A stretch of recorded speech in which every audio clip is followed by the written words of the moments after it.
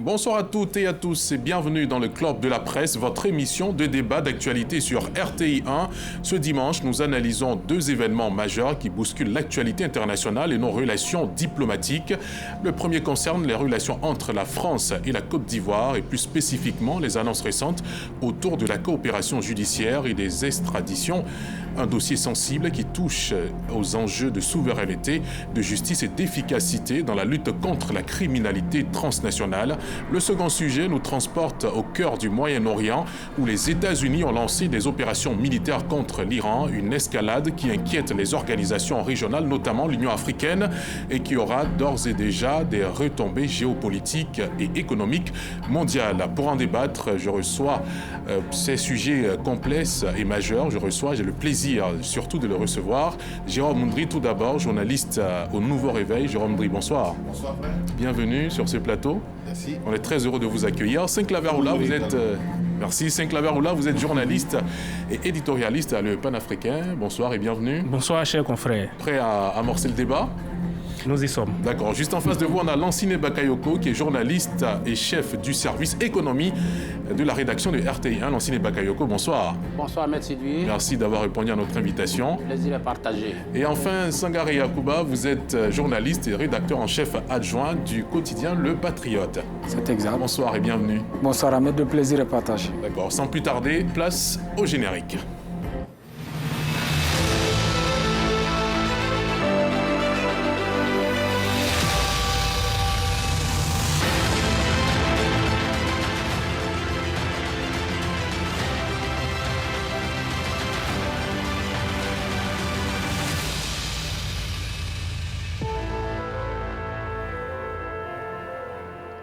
Le débat s'ouvre avec cette question cruciale dans le cadre du renforcement de la coopération judiciaire entre Paris et Abidjan.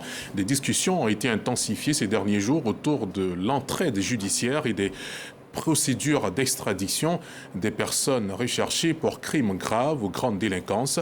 Un accord cadre a même été évoqué pour harmoniser des procédures tout en respectant les droits fondamentaux. On s'appesantit sur la question juste après ceci. La relation entre Abidjan et Paris se renforce. En témoigne la coopération dans divers secteurs d'activité. Santé, éducation, commerce, armée, politique et dorénavant dans l'univers de la justice. Le jeudi 26 février 2026, en visite officielle en France, le garde des Sceaux, ministre de la Justice et des Droits de l'Homme du Côte d'Ivoire, Jean Sanson Cambilé, a été reçu par son homologue français, Gérald Darmanin. Les échanges ont porté sur plusieurs axes stratégiques en matière de coopération judiciaire, entre autres l'entraide pénale internationale, la lutte contre la criminalité transnationale, le terrorisme et l'extradition. La question d'une justice indépendante, efficace et accessible, pilier du développement démocratique et économique, était également au centre des discussions. Les deux gardiens de la justice ont aussi exprimé leur volonté commune de consolider un partenariat fondé sur la confiance, le respect mutuel et le partage d'expertise. La rencontre des deux patrons de l'appareil judiciaire français et ivoirien suscite beaucoup d'interrogations. Est-ce la fin de la cavale de plusieurs personnalités politiques, cyberactivistes et autres recherchées par la justice ivoirienne ? Alors, messieurs, retour sur le plateau du Club de la Presse. On a pu écouter Davis Oyo sur cette question. Quelle lecture faites-vous de cette préparation, de cette coopération entre la France et la Côte d'Ivoire qui aboutit à des discussions sur cet accord Sinclaver Oula. Action salutaire. Moi, je salue cette action parce que il y avait vraiment un laisser-aller dans la blogosphère. Et je pense que si cette coopération-là, elle est entreprise, c'est dans le souci. En tout cas, moi, en ce qui me concerne, c'est dans le souci, dans l'intérêt de toutes les parties. Du côté de la Côte d'Ivoire, concernant les crimes et autres, et du côté de la France, ceux qui aussi s'adonnent à des actions répréhensibles. Vous savez, la coopération, même il faut le dire, existait déjà, parce qu'en 2006, on a vu ici avec Youssouf Fofana, le patron du gang des barbares qui a commis un crime en France, qui est venu s'éterrer ici en Côte d'Ivoire. Il a été arrêté et il a été ramené en France, extradé en France à la demande des autorités françaises et avec l'accord des autorités ivoiriennes. sous l'Ancien Régime, bien sûr. Donc, cette coopération-là existe, mais aujourd'hui, avec l'évolution des choses, avec l'avènement des réseaux sociaux et avec le spectacle sur ces réseaux sociaux-là, il fallait essayer de revoir cette coopération sous un autre angle. Vous voyez, quand on parle de coopération d'extradition, moi je vois de tous les côtés. Par exemple, concernant la Côte d'Ivoire, vous voyez tout ce qui se fait aujourd'hui, les attaques, les dérives verbales qui visent tous les leaders politiques, qu'ils soient au pouvoir ou qu'ils soient dans l'opposition, des personnes qui se lèvent, par exemple, qui disent des choses.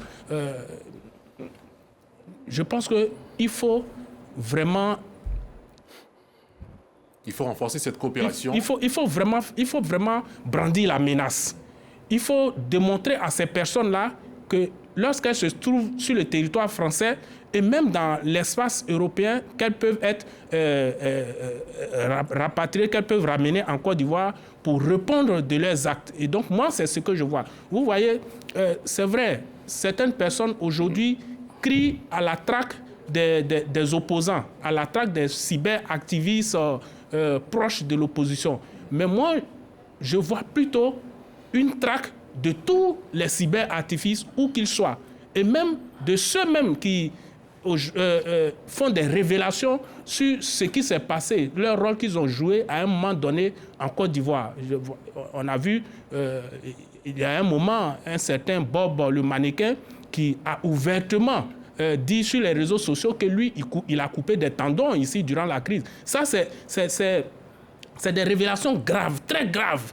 Normalement, quand une personne fait de telles révélations, elle doit être entendue par les autorités pour voir le rôle qu'elle a joué dans la crise. Mais bon, malheureusement, on a constaté qu'en lieu et place d'être interpellé, d'être entendu, ce monsieur-là, il a été célébré. Et donc, je pense que quand on parle aujourd'hui d'extradition, on parle de renforcement, de coopération, il faudrait que ce soit vu sur tous les plans et dans tous ces aspects. C'est bien compris. Lansile Bakayoko, votre analyse de ces discussions entre la Côte d'Ivoire, le ministère de la Justice en Côte d'Ivoire et puis les autorités du même rang en France, à Paris. Moi, je pense que ce cadre qui est en train de se mettre en place a même tardé. Parce qu'il y a bien longtemps que certains ont considéré l'outil Internet comme un espace de non-droit où on pouvait faire tout ce qu'on veut. Vous savez, ce sont des cyberactivistes. Les cyberactivistes, en fait, ce sont des objecteurs de conscience, ce sont des activateurs de conscience. Or, aujourd'hui, nous voyons clairement que ceux qui devraient, en principe, être là pour éveiller des consciences se sont érigés, si vous voulez, en sorte de cybercriminels qui, aujourd'hui, polluent la blogosphère. C'est pour ça qu'il faut que cette coopération soit rapidement formalisée pour que les choses se mettent en place. Et je crois que ça sera d'autant bénéfique pour nous tous parce que ça permettra de créer une sorte de stabilité, une sorte de dépollution de l'espace public.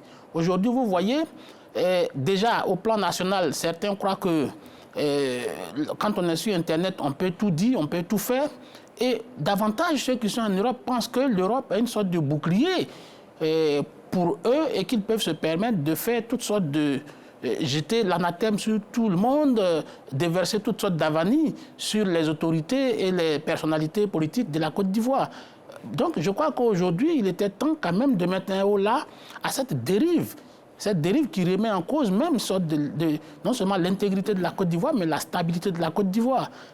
C'est pour ça que je pense que le ministre Sansan Kambilé et Gérald Darmanin devraient s'activer encore beaucoup plus rapidement pour que cette action devienne, pour concrétiser, pour que cette action devienne effective, pour que les premières actions puissent être vues par la population. Je pense qu'on peut être opposant à un régime, mais on peut l'être de façon responsable. Moi, je suis pour l'objection, je suis pour l'opposition, mais une opposition responsable.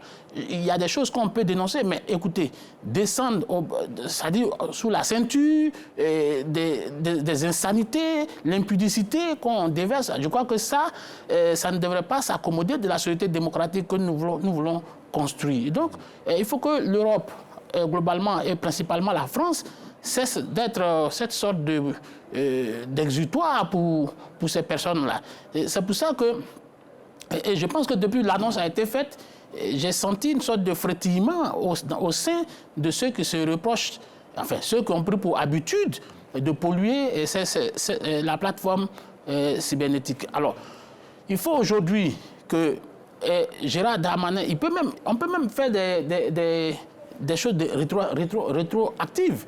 Parce qu'il y a des choses qui se sont passées, mais qui sont complètement intenables. Et je crois que la France elle-même devait le faire pour elle-même. Parce que vous avez vu qu'il y a des cyberactivistes, par pudeur, je les appelle cyberactivistes, qui ont été sur le territoire français, mais qui ont passé tout le temps à travailler contre l'intérêt de la France, contre les intérêts de leurs protecteurs, de ceux qui les ont hébergés. Et ça, ce n'est pas du tout acceptable. Je crois que la Côte d'Ivoire est dans les meilleures dispositions parce que la Côte d'Ivoire, en l'état actuel, en tout cas le dispositif normatif qui est là, réglementaire qui est là, judiciaire même, et je ne vois pas quelqu'un qui puisse rester à l'extérieur et insulter les autorités européennes, les autorités françaises qui soient sur le territoire ivoirien et qui ne soient pas du tout inquiétés. Et donc, aujourd'hui, la balle est dans le camp de la France. Elle ne doit plus permettre que des gens soient sur son territoire et travailler contre les intérêts de leur propre pays, en l'occurrence la Côte d'Ivoire, et même beaucoup plus contre les intérêts de la France. Parce que nous ne pouvons pas, en tout cas les Ivoiriens ne peuvent pas continuer d'accepter que leurs autorités soient invectivées comme on le voit sur la blogosphère. Ça, ce n'est pas du tout acceptable. Et il faut un arsenal juridique puissant qui soit mis en place et créer même un nouveau cadre réglementaire, un nouveau cadre judiciaire pour que les sanctions encourues soient plus corsées, soient plus dissuasives pour que nous puissions enfin avoir la paix, notamment sur les réseaux sociaux. Jérôme Dry, votre commentaire de cette actualité? Écoutez, je pense bien que cette coopération est un message que les autorités ivoiriennes et les autorités françaises veulent envoyer à ceux qui ont pensé qu'être en Europe ou être en France, c'était un parapluie atomique pour dire ce qu'ils veulent sur les réseaux sociaux. Mais en même temps, il faudrait pas... il faut rappeler que cet accord judiciaire existe depuis 1900, il a été signé en avril 1961, donc ça date de longtemps. Il fallait simplement renforcer peut-être le côté extradition, c'est ce qui est en train d'être fait. Mais au-delà, il ne faudrait pas que d'aucuns pensent que cet accord vienne pour cible une partie de l'opinion ivoirienne. Non. On ne peut pas parler d'un accord qui cible l'opposant. Non, ça cible tous ceux qui sont en Europe, même des criminels qui ont, à la faveur peut-être d'une situation se sont retrouvés en Europe et qui reconnaissent peut-être leurs crimes sur les réseaux sociaux. Ceux-là sont ciblés aussi par cet accord d'extradition. Et puis dans un contexte que nous connaissons aujourd'hui, le contexte sous-régional marqué par le terrorisme autre, c'est vraiment cet accord est venu à point nommé pour quand même attirer l'attention des uns des autres sur cette situation. Faites très attention, être en France, être en Europe ou en France et jeter la lanterne en Côte d'Ivoire, accuser sans preuve des personnes, ça paraît désormais dangereux. Vous pouvez être condamné par la justice et extradé. Je pense que quand ce message est envoyé, les uns et les autres sauront comment se comporter, parce que ce n'est pas seulement les cyberactivistes proches de l'opposition ou d'une partie, mais c'est tous ceux qui, sur les réseaux sociaux, par exemple, donnent des informations, des fausses informations. Parce que vous voyez souvent quand on ouvre les réseaux sociaux, qu'on a ces informations qui n'ont aucun fondement, qui troublent, cela aussi peut amener, peut être condamnable. Donc c'est un message qu'on envoie aujourd'hui. Il faudrait que ce cadre soit bien connu, parce que quand je jette un regard, par exemple, sur l'article 46 de cet accord-là, c'était pas très très bien clair, parce que là on évoquait des situations politiques. Si des personnes sont poursuivies pour des situations politiques, il fallait voir comment extrader ces personnes. C'était pas clair, mais je pense qu'avec ce renforcement de cet accord d'extradition, il faudrait que les thèmes soient clairs pour que ceux qui vont tomber sur le coup de cette loi-là sachent à quoi ils s'exposent et éviter de tomber sur le coup de la loi. J'espère que les choses vont aller très rapidement et que cet accord sera connu de tous, parce que là, l'accord sera connu de tous, parce que nul n'est censé ignorer la loi. Il faudrait que les citoyens des deux pays puissent connaître le contenu de ces accords pour éviter de tomber sur le coup de la loi. Sangaré Yacouba, cet accord, disons ces discussions pour en arriver à un accord d'extradition entre la France et la Côte d'Ivoire, est-il bienvenu? Est-il à point nommé?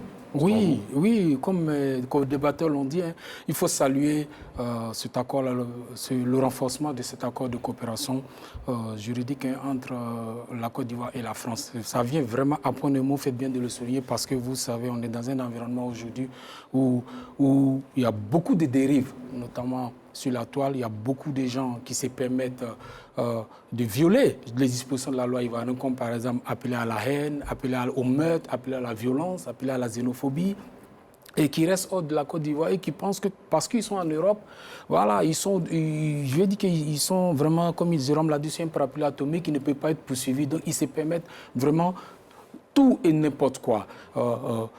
Quitte même à susciter vraiment, je vais dire, la division dans le clivage politique et surtout à susciter la révolte. On a vu des gens vraiment balancer des informations qui sont des fausses informations, rien que pour manipuler les populations en jouant sur la fibre ethnique, tout ça. Je pense que cet accord vient à point nommé pour leur dire maintenant la récréation est terminée. Si vous vous rendez coupable de ces actes graves-là, l'État de Côte d'Ivoire, dans le cadre de cet accord de coopération, peut demander votre extradition. Ça, c'est un élément et je pense qu'il faut saluer. Ensuite, je pense que cet accord aussi va faire du bien, pas qu'à l'État seulement, mais à l'ensemble même des Ivoiriens de façon générale. Je m'explique. Par exemple, il y a des opérateurs économiques ici qui sont victimes de beaucoup de détournements de leurs emplois. Il y a des gens qui travaillent dans des banques, dans des entreprises, ils détournent de l'argent et puis partent se réfugier en Europe. Et là, ils pensent là être au-dessus de toute... Ils pensent être protégés là, qu'on ne peut pas aller au-dessus de toute poursuite là. Cet accord de coopération peut permettre à une entreprise privée de saisir la justice ivoirienne dans cet accord de coopération et de demander que cet agent indélicat là, qui a détourné de l'argent soit extradé en Côte d'Ivoire pour répondre de ces crimes. Et je pense que vous voyez, ça va permettre vraiment de réguler beaucoup de dérives que les gens commettent en choisissant de fuir. Et je pense qu'il faut saluer, il faut applaudir ça. Je souhaite que vraiment cet accord soit rapidement, les nouvelles dispositions soient rapidement formalisées et puis portées à la connaissance de tous. Et il faut vraiment applaudir parce qu'on a vraiment assisté l'année dernière à beaucoup de choses vraiment déplorables. Voilà, des gens qui sont à 6000 km de la Côte d'Ivoire et qui passent tout leur temps devant un écran à appeler à la haine, appeler à la violence, appeler quasiment au meurtre. Il faut vraiment que cela cesse. Et si d'autres aussi prennent un malin plaisir à porter atteinte à la vie privée des gens. Et ça, c'est intolérable à la dignité humaine des individus. Et ça, on ne peut pas tolérer. Un État qui se respecte ne peut pas tolérer ça. Et je pense que c'est un signal très fort qui est envoyé à la fois à ces cyberdélinquants. Vous dites que c'est les cyberactivistes. Moi, je pense que ce sont les cyberdélinquants. Quand vous appelez à la haine, à la violence, quand vous attaquez à la vie privée des gens, vous ne faites pas de l'activisme. Vous faites de la délinquance. Et ce sont des cyberdélinquants. Et cet accord est un avertissement pour eux. Ensuite, pour les agents, les travailleurs en Côte d'Ivoire qui sont indélicats, qui pensent qu'ils peuvent détourner de l'argent et puis aller se réfugier en Europe, et puis c'est fini, ils ne seront pas poursuivis. Et ça, maintenant, si vous faites ça, vous serez poursuivis, vous devrez répondre devant les juridictions compétentes ivoiriennes. Il faut applaudir cet accord-là. Voilà. Alors, Saint-Claver, qu'est-ce que vous dites à ceux qui disent que cet accord-là vient pour embrigader des libertés d'expression, et puis viendra surtout en direction d'une seule partie? Qu'est-ce que vous leur répondez? Non, mais il faut être un peu plus explicite. Pour l'accord qui existait par le passé, les libertés politiques, quand même, étaient garanties. Les libertés politiques étaient garanties. On avait des exilés politiques qui bénéficiaient d'un certain nombre de privilèges sur les différents territoires, que ce soit en Côte d'Ivoire ou en France. Donc, je pense que l'accord qui sera en cours, qui sera renforcé, tiendra compte forcément de cela. Et je pense que la France même, qui est impliquée dans cet accord, qui est une partie à cet accord, la France même, sur ce point-là, est respectueuse des libertés d'expression, des libertés politiques. Vous voyez, et je pense que cet accord-là amènera aussi les deux parties à faire très attention quand il s'agira d'émettre un avis d'extradition de tel ou tel Ivoirien. Je pense que mes confrères ici sur ce plateau ont un peu énuméré les domaines dans lesquels, par exemple, cet accord-là entreront en action. Lui, par exemple, il a parlé de crimes, il a parlé de de problèmes économiques et tout ça. Donc je pense que d'autres aussi ont parlé des dérives sur les réseaux sociaux. Et donc je pense que le cadre, il sera vraiment très bien défini et qu'on ne va pas restreindre les libertés politiques, les libertés d'expression des uns ou des autres. Alors, Lansine Bakayoko, est-ce qu'il ne faut pas craindre que ces extraditions vers la Côte d'Ivoire ou la France aient un impact politique en raison d'extraditions contestées, par exemple? Non, moi je pense que Jérôme a soulevé un peu d'inquiétude, ou là un peu, mais je crois que il n'y a pas d'inquiétude à avoir sur cette question parce que les libertés politiques sont admises, sont acceptées. Ce sont des vertus universelles auxquelles la Côte d'Ivoire et la France ont souscrit. Donc, je ne pense pas que cet accord qui va être signé va être un accord pour museler ou bien pour réduire l'espace public, l'espace politique. Non. Mais je pense qu'il faut préciser néanmoins que faire de la politique ne vous exonère pas de poursuites judiciaires notamment. Parce que c'est vrai, être homme politique n'est pas un parapluie atomique, ce n'est pas une immunité pour qu'on puisse dire n'importe quoi, n'importe comment et n'importe quand. Ce n'est pas possible, ce n'est pas parce que je suis le responsable d'un parti politique que je vais appeler à la guerre, au meurtre et au motif que je suis simplement un acteur politique. On fasse passer ça par perte et profit et dire que c'était un discours purement politicien ou même politique. Parce que il y a des grands leaders politiques qui, en France, ont dit qu'ils allaient mettre fin au régime en 7 jours, par exemple. Je crois que oui, c'est vrai, c'était un homme politique qui l'a dit, mais ça relève du domaine du pénal et du judiciaire. Parce que là, il s'agit de remettre en question l'intégrité territoriale ou alors de renverser les institutions de la République. Or, tout le monde sait que dans notre ordonnancement juridique, chercher à remettre en question l'ordre constitutionnel est un crime. Est un crime. Plus qu'un délit, c'est un crime. Donc, je crois que personne ne devait avoir peur si chacun reste à sa place. Bon, les cyber... Sangaré veut qu'on les appelle les cybercriminels, les cyberdélinquants, mais les cyberdélinquants qui entrent, Sangaré l'a dit, dans la vie privée des gens, qui sont même dans l'impudicité. C'est une question de morale, même là. Parce que vous ne pouvez pas, parce que vous êtes opposé à un système où vous êtes contre un leader politique, mais rentrer même dans sa vie privée. Et ça, je crois que ce n'est pas acceptable. Donc, je crois que l'espace a été balisé, l'espace qui va être... le champ d'application de cette loi d'extradition mutuelle va être balisé. Et je crois que ça va exclure les réfugiés. Il y a des réfugiés, il y a des gens qui sont en France, qui y vont parce qu'ils savent ce qu'ils ont fait ici. Et donc, ils voient que peut-être leur intégrité peut être menacée. Parce que si tu es un homme politique, que tu es ici, que ce que tu dis ne menace pas directement le régime, mais que tu t'en prends à un citoyen, et sachant que tu es mal comporté, tu t'enfuis pour aller te réfugier, ce n'est pas le régime qui te poursuit, mais probablement c'est toi-même ton environnement. Tu te vois en insécurité dans ton environnement. Les Bernard Doza sont en France, ils disent ce qu'ils veulent du système du régime, mais personne ne les poursuit, parce qu'ils le font dans un cadre bien régi, bien réglementé.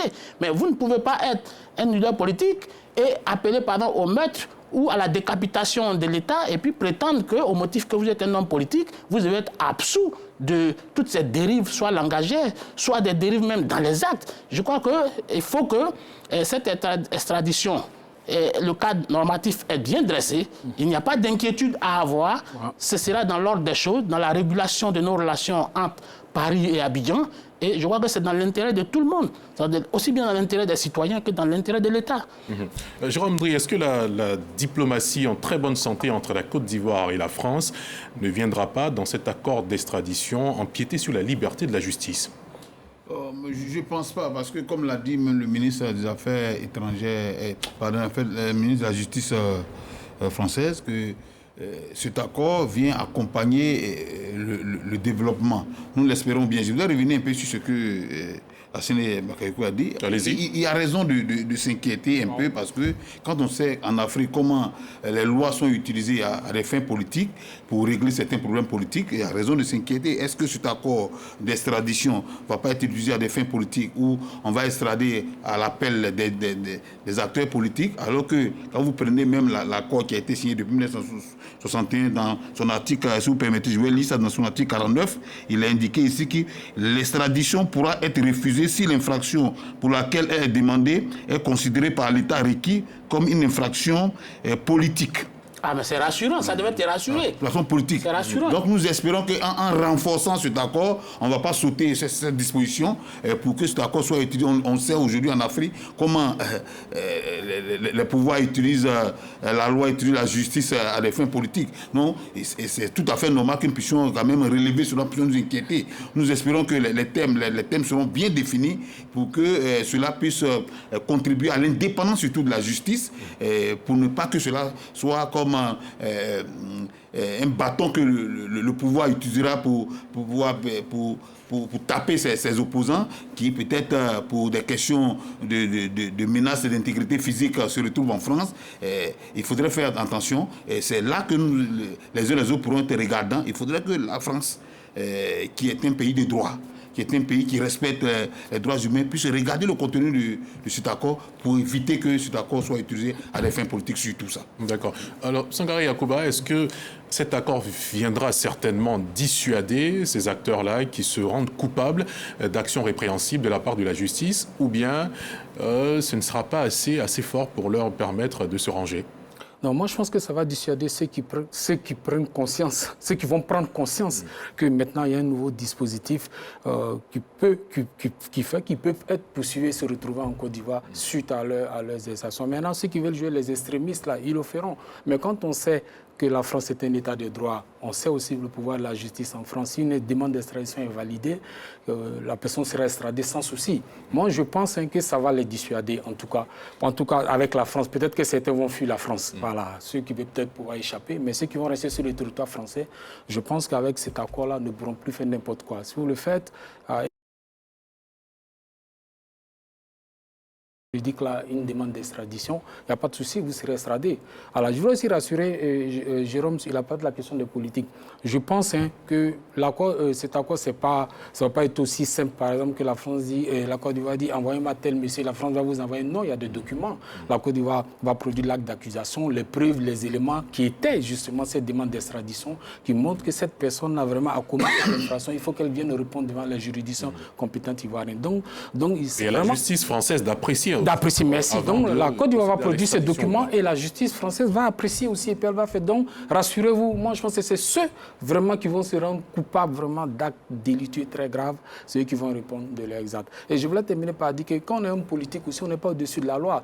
Il y a cette crainte-là parce que en Côte d'Ivoire, on a eu cette proportion-là à blanchir les politiques justement de leurs actes quand il y a des événements politiques, parce qu'on dit au nom de la réconciliation, au nom du dialogue. Et c'est pour ça que certains politiques prennent malin plaisir quand il y a le période électorale là, vraiment à prendre des distances avec la loi, à justement appeler à la révolte, à la violence. Non, un homme politique, tu n'es pas au-dessus de la loi. Tu es justiciable au même titre que le citoyen ordinaire.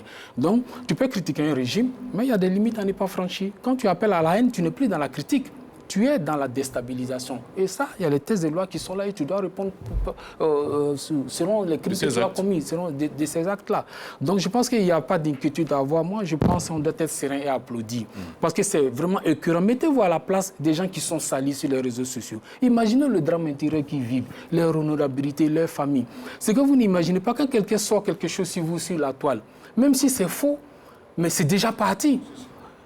Même si vous faites un démenti, mais c'est difficile d'enlever le doute qui s'installe dans la tête de beaucoup de gens. Or, mécaniquement, vous ne pouvez pas faire le tour de la toile pour dire à tout le monde qu'est-ce qu'il a dit, c'est faux, c'est pas vrai. Vous apportez votre démenti, mais à certains qui ne vont pas vous croire. Votre honorabilité a été salie, on a porté atteinte à votre image, à votre dignité. Et ça, ce sont des actes intolérables. Parce que les gens, vraiment, il faut le dire honnêtement, les gens ont dépassé les limites et les bornes et on ne peut pas tolérer cela. D'accord. Merci infiniment, Sangaré Yacouba. Vous aimeriez réagir? C'est juste une petite précision que je voudrais faire en disant que la France, traditionnellement, n'extrade pas ses ressortissants. Parce qu'un Ivoirien peut être en France, là-bas, prendre la nationalité française et puis vouloir le réclamer ici. La France ne va pas extrader son ressortissant. Deuxième élément important, c'est que l'infraction qui est condamnable ici en Côte d'Ivoire peut ne pas être condamnable en France. Donc, ce sont ces éléments. C'est une nuance à faire.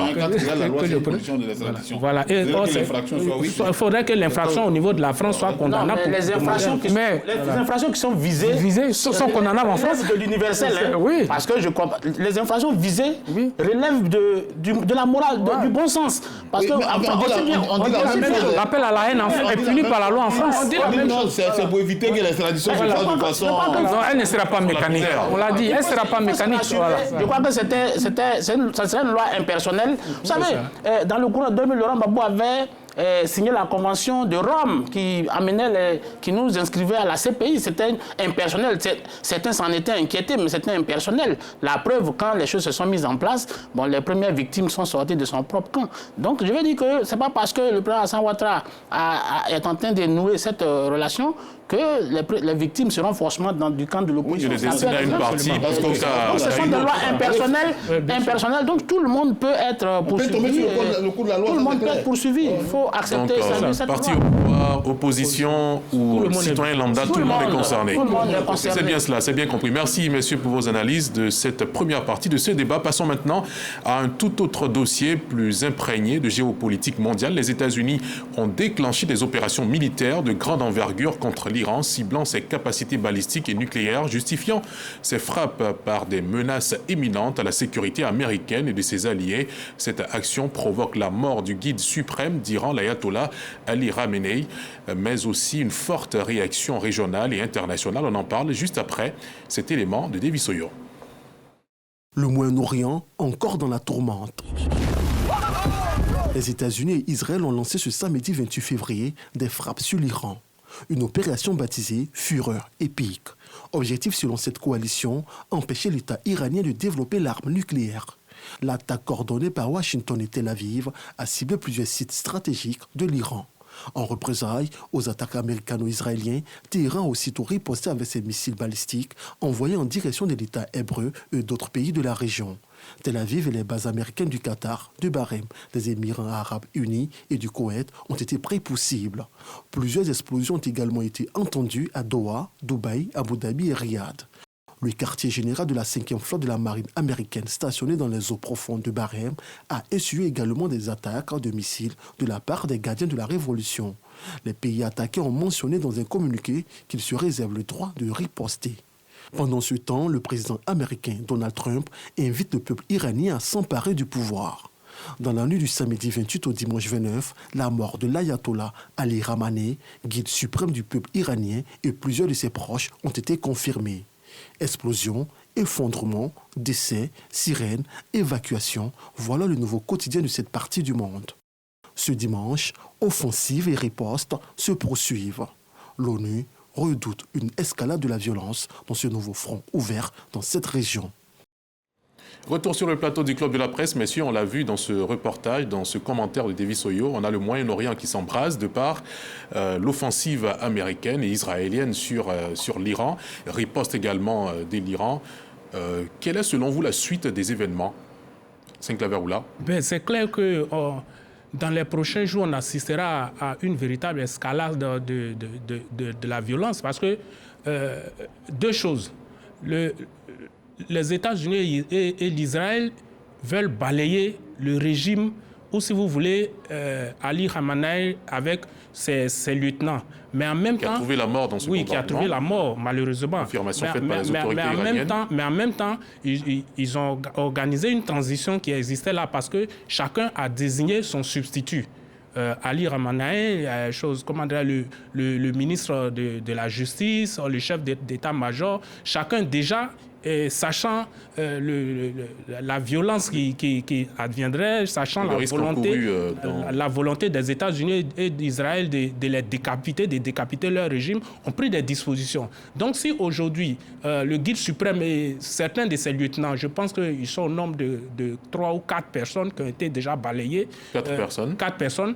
En plus de personnes proches de la famille. Il y a déjà le successeur du guide qui a pris la parole, et là même avant le début de cette émission, qui a prévenu que l'Iran ne va pas rester les bras croisés. Et en même temps qu'il y a eu le bombardement, il y a eu l'attaque de l'Iran, l'attaque du régime du guide suprême, il y a en même temps des représailles qui sont organisées dans un certain nombre de pays du Golfe où il y a des bases militaires. Donc les jours à venir ne seront vraiment pas de tout repos pour l'Iran, pour les pays du Golfe et surtout pour l'Israël, et les bases américaines qui sont installées dans le Golfe. Dans les pays du Golfe. Les bases américaines qui ont été attaquées tout de suite après, par réaction de l'Iran. Lansine Bakayoko, votre commentaire de cet état de fait des États-Unis qui ont éliminé le guide suprême d'Iran, la personnalité suprême, hein, comme le dit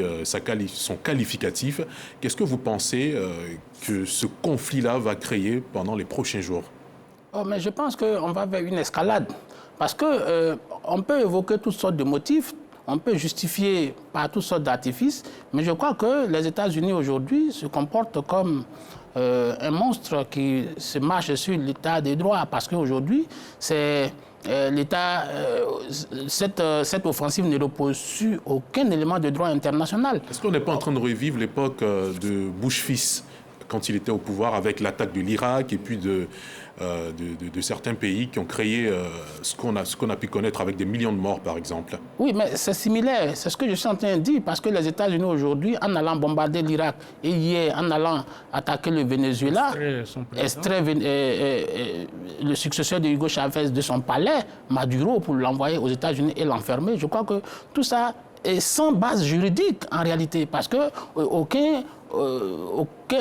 Conseil de sécurité n'a pris aucune décision, aucune résolution ne sous-tend cette offensive américaine. Ça veut dire que les États-Unis aujourd'hui piétinent le droit international pour aller s'attaquer à des États souverains, et en l'espèce à l'Iran, qui est un État souverain à part. Et donc je crois que on peut peut-être critiquer le programme nucléaire iranien, mais on aurait pu se battre. Ils en ont la force à pouvoir revertir ça d'un saut de légalité au niveau du droit international. Mais cela n'a pas été fait. Ça veut dire que Donald Trump installe le monde dans une sorte d'instabilité. Vous avez vu qu'aujourd'hui, le détroit d'Osmose, qui est une sorte, qui est une route du pétrolière, un cinquième du pétrole, a été fermé. Et un bateau même a été, un pétrolier a été bombardé aujourd'hui par l'Iran. Ça va forcément déréglementer le commerce du pétrole, qui est un élément, qui est un élément qui peut avoir des effets d'entraînement sur l'ensemble du monde, parce que si le coût du pétrole augmente, flambe, c'est vraiment toute la planète qui sera touchée, et même nos pays africains. Et puis bon, il y a un sentiment d'injustice qui naît, qui va être défendu par les alliés de l'Iran. Bon, c'est vrai, les alliés de l'Iran aujourd'hui sont en position de faiblesse, mais il y a des pays comme le Yémen qui existent, ou les rebelles Houthis, ou la Somalie, l'Éthiopie, ces pays-là peuvent aujourd'hui, par sentiment d'appartenance avec l'Iran, ne serait-ce qu'au niveau religieux, peuvent aujourd'hui procéder par des actes de violence, par des attentats terroristes qui peuvent se multiplier dans le monde. Je pense que ça ne devrait pas être l'objectif. Et puis, il ne faut pas aussi sous-estimer la capacité de résistance de l'Iran.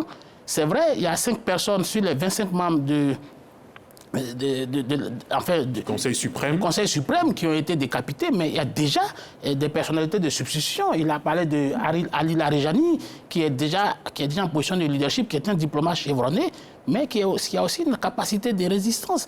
Et puis, vous avez vu, Israël ne fait pas frontière avec l'Iran, mais ils ont été capables d'envoyer des salves de missiles pour aller atteindre Tel Aviv et peut-être Jérusalem. Donc, je crois qu'aujourd'hui, il faut que Donald Trump comprenne que, c'est vrai, il peut être le gendarme du monde, mais il ne peut pas décapiter tout le monde. Mais moi, je voudrais terminer par là, parce que c'est un message qui doit être lancé à nos voisins qui pensent qu'ils peuvent s'abriter derrière l'Iran, qui aurait pour allié la Russie. Vous avez vu qu'aujourd'hui, tout cela s'est passé, mais jusqu'à aujourd'hui, au moment où on parle, la Russie n'a pas bougé d'un pas pour aller aider son allié. C'était pratiquement la même chose. C'était la même chose en Syrie avec Bachar el-Assad.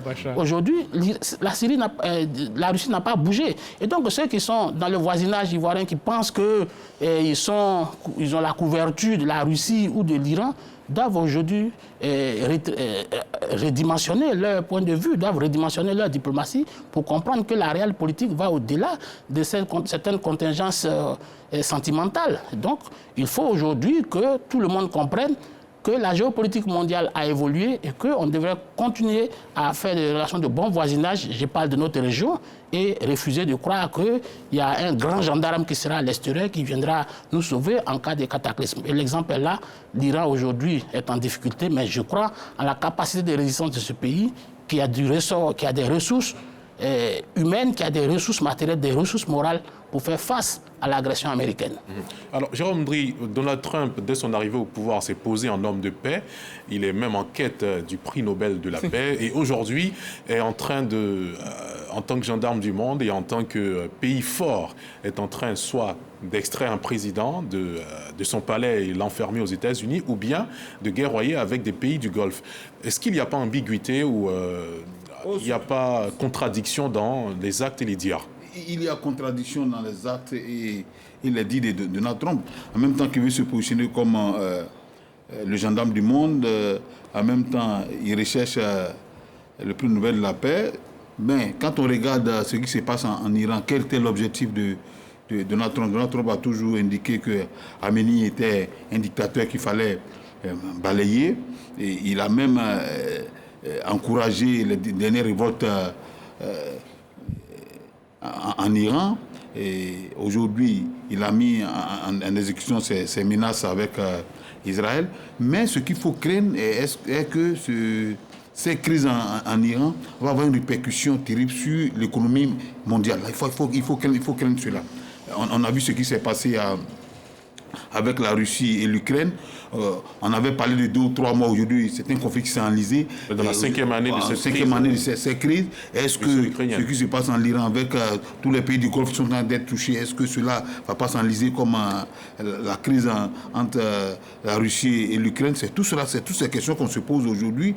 Mais quand vous écoutez Donald Trump, vous écoutez Israël, c'est pour un message envoyé aux Iraniens pour qu'ils se révoltent à l'intérieur. Mais est-ce que ce but pourra être atteint? Je ne crois pas. Parce que là, aujourd'hui, frontalement, les États-Unis sont incapables et l'Israël est incapable d'attaquer l'Iran. Et l'Iran aussi va riposter, comme l'a dit son chef d'état-major, va riposter. Et nous partons pour une crise peut-être qui va durer encore des années. Ce qu'on ne souhaite pas d'ailleurs. Ce qu'on ne souhaite pas. Ce que nous demandons aujourd'hui, ce que tous les acteurs au niveau du monde demandent, c'est que les États-Unis puissent revoir leur position, l'Israël puisse revoir sa position pour que ces choses puissent être réglées dans un cadre de discussion comme a commencé. Il y a eu des discussions à Bruxelles qui ont démarré récemment. Bon, ce bombardement en Iran vient mettre à plat tous ces pourparlers-là. Mais aujourd'hui, il faut craindre que cette crise-là puisse avoir une répercussion terrible sur l'économie mondiale. Parce que le détroit d'Ormuz a été bombardé. Aujourd'hui, un bateau a été bombardé par l'Iran. L'Iran va fermer ce détroit-là. On dit aujourd'hui que c'est 20% du gaz et du pétrole qui transite par ce détroit. Et cela va avoir des conséquences. Et l'Union européenne, l'Union africaine et la CEDEAO ont déjà attiré l'attention des uns des autres sur les conséquences de cette crise en Iran. Et tu as d'autant raison que l'Iran, c'est vrai qu'on peut considérer les autres pays, le Bahreïn, le Qatar, comme des alliés et des États-Unis, mais ce sont les élites gouvernantes qui ont pour alliés les États-Unis, mais les opinions publiques nationales de ces pays ne sont pas du tout avec cette façon de faire. Ils sont, en tout cas, de cœur avec l'Iran. Même le Sénat américain. Ça veut dire qu'en interne, dans ces pays, des actes vont se poser qui ne sont pas en faveur de la paix mondiale. Même le Sénat américain est divisé aujourd'hui ne sont pas d'accord sur cette action de Donald Trump, qui visiblement n'a pas soumis cette action au Sénat, qui devait donner l'autorisation quand même aux États-Unis d'agir. Comme l'arrestation de Nicolas Maduro. Alors, Sangaré Yacouba, on sait que cette crise tire sa source dans ce problème qu'il y a eu entre les États-Unis et puis l'Iran dans les années 79, avec le kidnapping de 52 travailleurs de l'ambassade des États-Unis, libérés à peu près 2 ans plus tard. Est-ce qu'il n'est pas temps d'enterrer la hache de guerre et puis visiblement accepter la politique de l'Iran et puis coopérer avec ce pays-là? Oui, mais je pense qu'il y a une différence de fond politique très fort. Les États-Unis sont l'allié d'Israël. L'Israël est en griffe et l'Iran sont des ennemis. Voilà. Ce n'est pas seulement sur le plan politique, c'est sur le plan idéologique, religieux, tout ça. Et c'est un différend qui date de longtemps. Et donc, c'est difficile d'imaginer, je vais dire qu'il y a une entente entre eux. Ce que les États-Unis recherchent, c'est d'échanger le régime de l'ayatollah. Parce qu'avant, quand il y avait le Shah d'Iran, les États-Unis n'avaient pas de problème avec l'Iran. Absolument. Donc, cette guerre, même, tu dis qu'on va détruire les capacités nucléaires de l'Iran, etc. Pour moi, c'est vraiment un subterfuge. L'objectif principal, c'est de renverser le régime des ayatollahs pour deux raisons. D'abord, l'Amérique, parce que s'ils ont un régime qui leur est favorable, ils pourront contrôler le détroit d'Ormuz et ils auront l'accès sur l'une des grandes parties du trafic pétrolier. Quant à l'Israël, dans la zone, le seul pays qui inquiète Israël, qui résiste à Israël, c'est l'Iran. Donc si l'Iran est affaibli, Israël règne en maître sur le Moyen-Orient. Donc, vous voyez les enjeux. Voilà ça, ce sont les réels enjeux de ça. Sinon, si c'était les discussions, l'Iran s'était engagé, pas plus tard que vendredi, à ne plus enrichir l'uranium dans les discussions qui ont lieu à Oman. Il devait poursuivre les discussions le lundi et vous partez bombarder. Et puis ensuite, si vous voulez vraiment les empêcher d'enrichir l'uranium, mais vous attaquez les installations, mais vous n'allez pas bombarder le bunker de l'ayatollah. Donc l'objectif est clair, il faut pas se leurrer. Et d'ailleurs même, le président Trump et le Premier ministre le disent, ils appellent les populations à se révolter pour prendre le pouvoir. Je ne crois pas ça. Parce que je vais dire, le régime de l'ayatollah, ils ont la masse de la population avec eux de façon idéologique. C'est ça. Donc ce n'est pas évident que même si les gens les décapitent. D'ailleurs, ils ont mis un système, ils sont préparés à toutes les options. La guerre de 12 jours l'année dernière leur a donné une alerte par rapport à ça. Et il y a des responsables iraniens qui savaient pertinemment, mais bien qu'ils discutaient, qu'ils allaient subir une attaque. Ils sont toujours préparés à cela. Donc, ce ne sera pas évident qu'il y ait le renversement de régime contrôleur. Ce qu'on craint, c'est une instabilité totale dans la zone. Ce dimanche, il y a les pays du Golfe qui sont en train de se réunir pour dire qu'ils vont préparer une riposte contre l'Iran par rapport aux attaques du Sud. Vous voyez déjà. Donc c'est la zone qui s'embrasse totalement. On va s'installer dans une instabilité incroyable. Vous avez vu l'Irak, quand il y a eu l'invasion de l'Irak en 1990, l'Irak a mis plus de 20 ans. Plus de 20 ans pour retrouver un semblant de stabilité. Même là encore, il n'y a même pas de stabilité encore, 30 ans après. Donc imaginez un Iran déstabilisé, c'est toute la zone qui est complètement déstabilisée, sans compter les répercussions économiques que pourrait avoir cette guerre-là sur le marché mondial. Les coûts du pétrole vont augmenter d'ici quelques jours et tout le monde va payer le contre-coup. C'est vraiment une guerre, permettez-moi l'expression, absolument absurde, inutile et qui viole totalement le droit humanitaire international. C'est tellement cohérent, d'autant que les États-Unis sont le garant de l'ONU. L'ONU qui est aux États-Unis et à New York, les États-Unis ne peuvent pas se permettre de faire cela. Vraiment, pour l'image qu'ils représentaient dans le monde, vraiment, c'est vraiment désolant et haïssant. Je voulais terminer par dire que même aux États-Unis aujourd'hui, l'opinion se retourne contre Trump. Mais au sein même de ses partisans, les MAGA, les gens ne sont pas d'accord avec ça. Et j'ai lu quelque part qu'il y a un sénateur qui a dit qu'ils sont en train de voir si au Congrès, ils ne vont pas voter des lois pour réduire le pouvoir de guerre du président américain. Voilà, parce qu'il y a une disposition de la Constitution américaine qui dit que le président, sans que les intérêts des États-Unis sont menacés, n'est pas obligé de passer par le Sénat ou le Congrès, il déclenche la guerre. Donc ils vont limiter, parce que Trump, permettez-moi le mot, est en train de dépasser les limites. Et c'est très grave. Et tous ces morts civils-là, c'est vraiment des pertes incroyables après ce qui va passer à Gaza. Absolument. C'est que là, quelles pourraient être les répercussions de cette crise dans le Moyen-Orient, surtout entre Israël, les États-Unis et l'Iran sur notre continent, sur l'Afrique et particulièrement en Côte d'Ivoire? Oui, mais je pense qu'on l'a un peu évoqué. Les répercussions seront énormes. Il y a, par exemple, la hausse du prix du pétrole, et ça, il faut le noter, dans les jours à venir, il y aura vraiment une hausse du prix du baril du pétrole par rapport aux Africains, parce que l'Iran est le 10e producteur mondial de pétrole, le pétrole brut. Donc, quand, par exemple, non seulement l'Iran est dans cette escalade de violence, et que les autres pays du Golfe, notamment les Émirats arabes unis, le Koweït, le Bahreïn, un certain nombre de pays, il faut s'attendre à une fâcheuse répercussion sur les pays africains.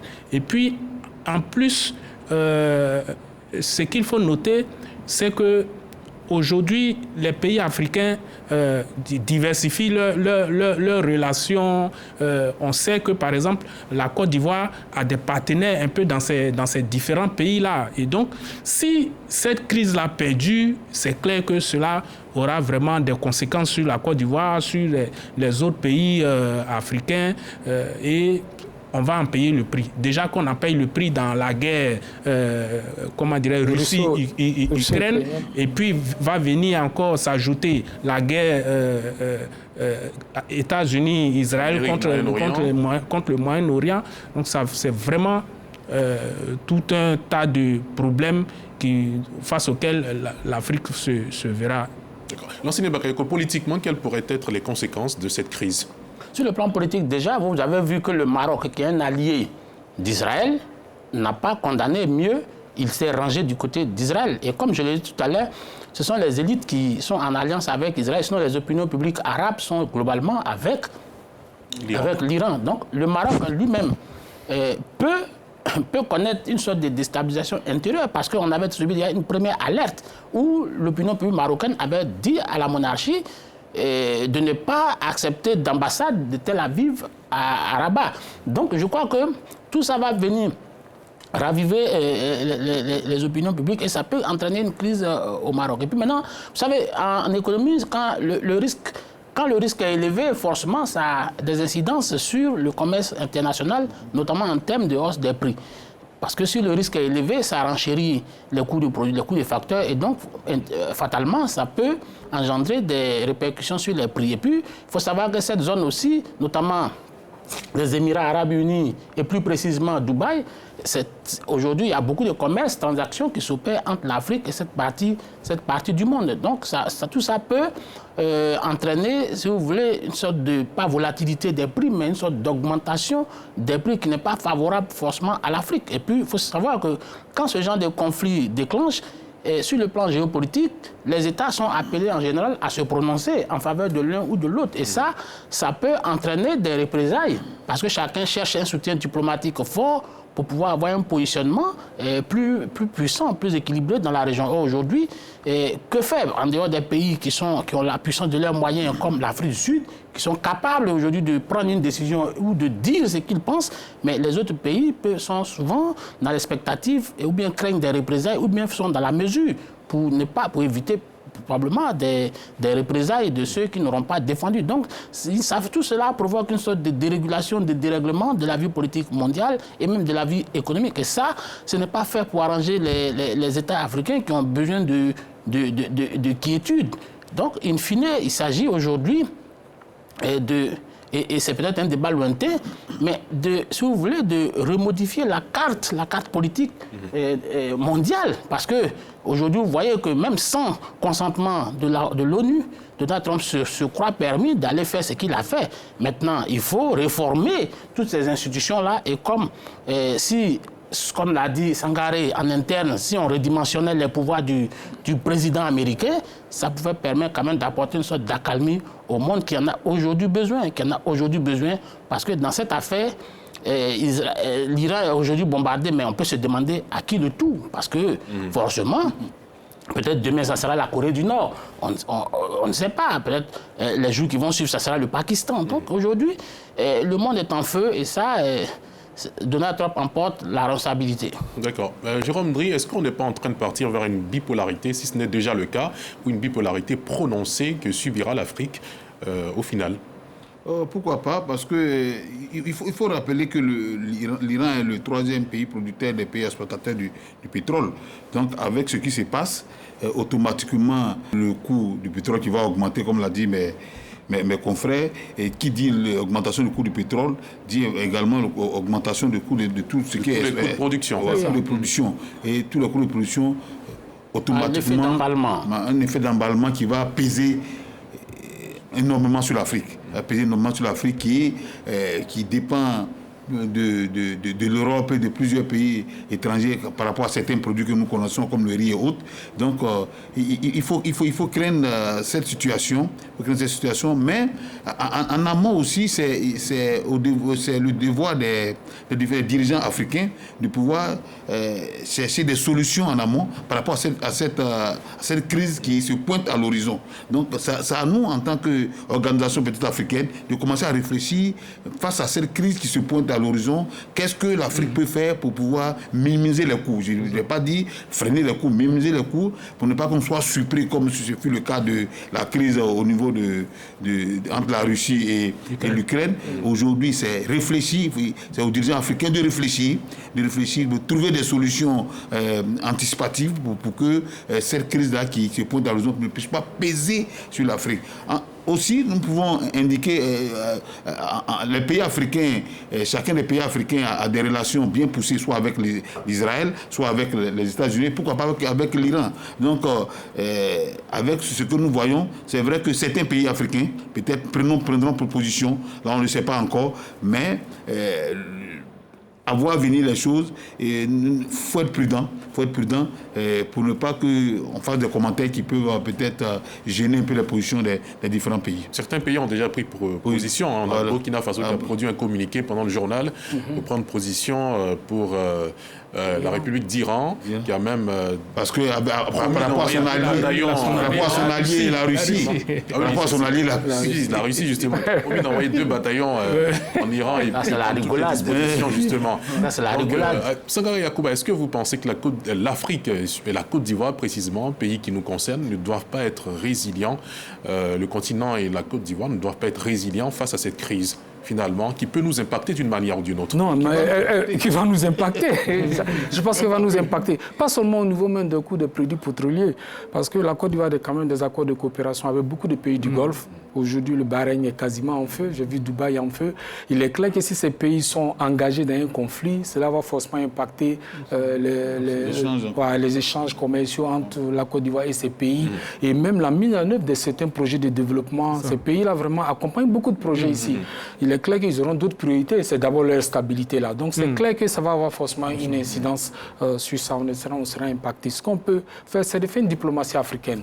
Voilà. Il ne faut pas penser que parce qu'on est en Afrique, on n'a pas le droit de chapitre sur toutes les questions mondiales. C'est pour ça que moi j'apprécie souvent quand l'Union africaine fait des déclarations, même si certains pensent que ça n'a pas d'influence. Mais il faut quand même que l'Afrique se prononce, saisisse l'ONU. Ce qui peut faire ça, même si on sait que Trump, permettez-moi l'expression, se moque de l'ONU, mais les canaux principaux, c'est de saisir l'ONU.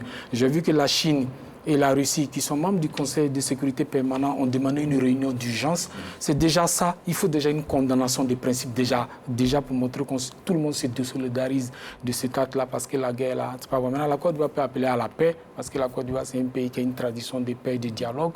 Voilà. Pas nécessaire de prendre parti, mais d'appeler à la paix, d'abord, et pour que tout ça cesse. Et bien, l'Union africaine peut accompagner les pays membres permanents du Conseil de sécurité, notamment de l'ONU, qui ont demandé que le Conseil se réunisse pour se prononcer sur ça. Ne serait-ce qu'une résolution pour qu'on en ait demandé l'arrêt des conflits. Je pense qu'Antonio Guterres l'a déjà fait. Ce qu'on doit faire, c'est de demander que ce conflit cesse. Sinon, tout le monde sera impacté. Voilà. C'est bien compris. Merci infiniment. Merci à tous nos invités pour ces échanges riches, pertinents et nécessaires. Merci à David Soyo, notre reporter dynamique. Et bien sûr à vous, fidèles téléspectateurs de RTI 1. Vous êtes restés avec le club de la presse sur RTI 1 durant tout ce temps qui nous était imparti. Très bonne suite de soirée sur RTI 1. Ne zappez surtout pas.